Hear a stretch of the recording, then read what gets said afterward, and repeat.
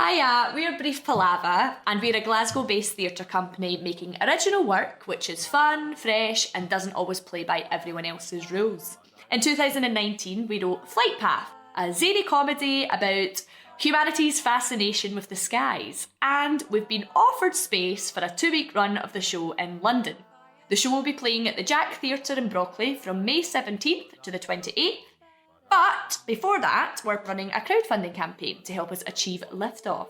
For anyone who wants to find out more about the show or help support it, you can visit igg.me/at/flightpath. You'll also be able to find us on our social media channels at Brief Palaver, and you can find out where to donate to help support us there as well. We hope to see you all in London soon! Bum, bum. Theatrephonic presents Sweet Singing in the Choir. Written by Barbara Jennings. Ba-ya-da. Ba-ya-da. Ba-ya-da. Ba-ya-da.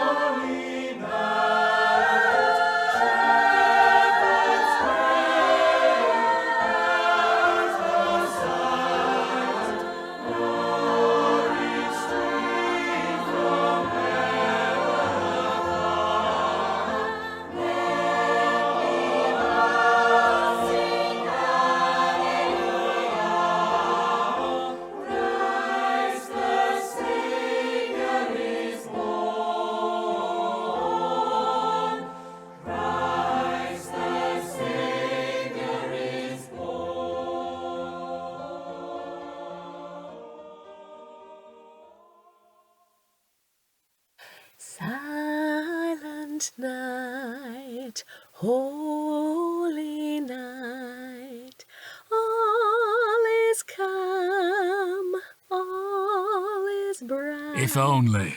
I'm trying to work, Diedre. I know. That's why I'm not talking to you. Could you manage not to sing either? I need to practice, Arthur. Surely you're getting enough practice. It feels like you've been out carol singing since October. Don't be silly. It's only 3 evenings a week through Advent.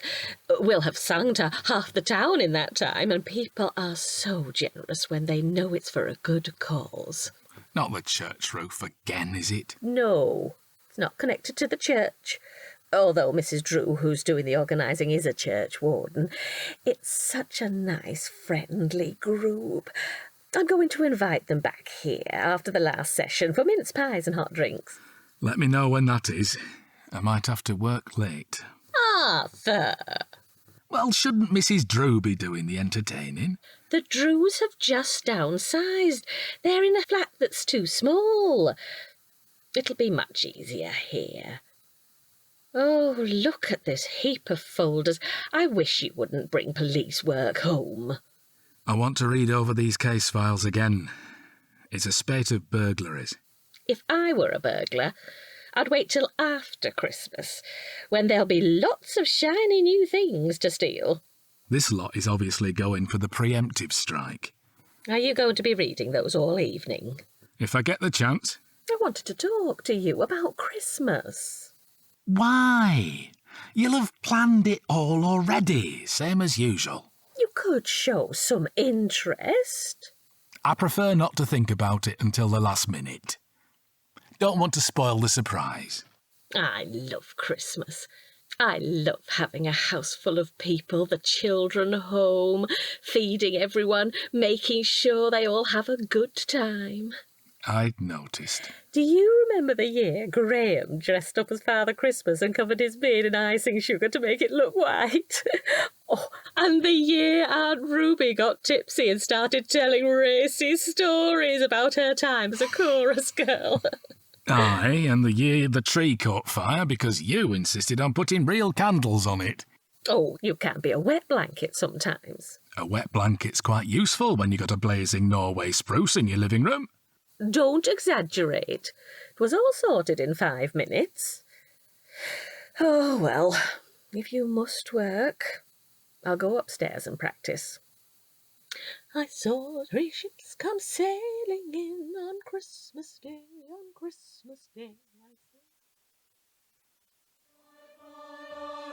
Nations rise, join the triumph of the skies. With angelic host proclaim, Christ is born in Bethlehem. Hark the herald angels sing, glory to the newborn King. Ding dong merrily on high, the bells of heaven are ringing. I'll be off in a few minutes, Arthur. Are those the same files as yesterday? You must know them off by heart by now. Right. Music, gloves, keys, glasses. Phyllis forgot her glasses last time. She remembered the words pretty well, just got some of the verses in the wrong order. Mrs. Drew wasn't too pleased. Are all these carol singers her cronies? Yeah, Mrs. Drew's, I mean. I don't know about cronies. A few from the WI, some of the volunteers from the Oxfam shop, including me, of course. I thought we were going to be short of men, but Mrs. Drew persuaded her husband and one of his golfing friends to come along, and there's 2 more chaps who run the garage near the park. They joined. I take it they all sing as well as you do. Careful, Arthur. That was almost a compliment. Well, some. Now, George from the garage, he's a really good tenor. His colleague Andy is a bass, and he's pretty wobbly, to be honest, like Mr. Drew. But such a pleasant lad, chats to everyone on their doorstep. Mrs. Drew co-opted a few people from the church choir, so we don't sound too amateur. Vocal scaffolding, she calls it. Nice turn of phrase. We're quite an event in a street. People open their curtains to watch us, even if they don't come outside. Oh, it's lovely, Arthur, seeing all those rooms with their decorations and twinkly lights, and the children. Oh, especially the little ones, all wide-eyed. It gives me a warm glow, like The John Lewis Christmas advert. Sometimes I wonder why I bother telling you how I feel. Right, time I wasn't here. You haven't seen my diary, have you? I didn't know you kept a diary. Oh, not that sort. Mrs. Drew issued us with a list of when and where we're singing. It doesn't matter. I know where I'm going tonight. See you later. Bye. Deck the hall with boughs of holly, la la la la la la la la. Diedre! Is this it? Under the sofa? Oh, too late.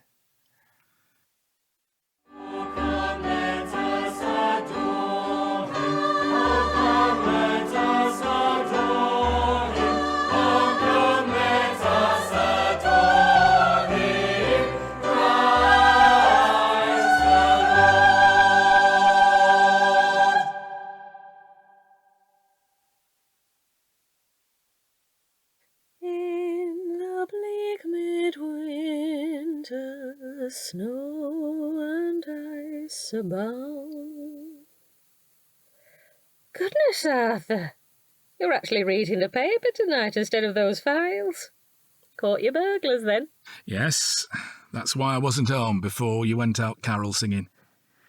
Thanks for leaving my tea, keeping hot. I was going to do the washing up, I just didn't expect you back so soon. It wasn't going too well, so we packed up early. Mr. and Mrs. Drew both had terrible colds, but they insisted on coming anyway. And George and Andy from the garage didn't turn up. Very odd. They've been very reliable. Oh, well, I expect they'll be here next time. I doubt it. Not unless they're out on bail. What? We arrested your new friends late this afternoon. They'd been going back to places they had a good look at while carol singing and helping themselves to some pre-Christmas treats. No. How on earth did you work that out? I found Mrs. Drew's itinerary, and the sequence of places looked familiar. Then I realised it matched the streets where the burglaries happened, so I could predict where they'd be going next. George and Andy? But they seem so nice. Diedre, how can you still be so trusting after all these years as a policeman's wife? Oh, I don't know. What's Mrs. Drew going to say? Oh, I feel really let down. Don't take it personally. How about being pleased I solved a few crimes? Yes, you're a clever old thing. Let's have a glass of something to celebrate. And what about a sing-song? Get ready for Christmas Day. Oh, Deirdre, you know I can't sing. Yes, you can. Don't be shy. I'll start if you join in. The holly and the ivy, when they are both full grown, of all the trees that are in the wood, the holly bears the crown. Oh, the rising of the sun, and the running of the deer, and the playing of the merry organ, sweet singing of the choir.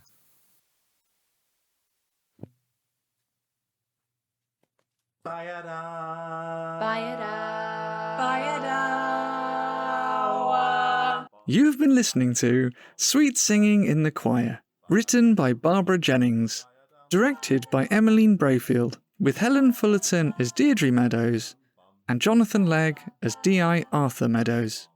Produced by Cat on a Piano Productions. For a full list of the music in this production, please see the show notes. The Theatrephonic theme tune was composed by Jackson Pentland, performed by Jackson Pentland, Mollie Fyfe-Taylor and Emmeline Braefield. For more information about the Theatrephonic podcast, go to catonapiano.uk/Theatrephonic, tweet or Instagram us at Theatrephonic, or visit our Facebook page. If you enjoy Theatrephonic and would like to get more content, please consider becoming a patron by going to patreon.com/Theatrephonic. Please don't forget to rate and review. Thank you for listening. Ba-da,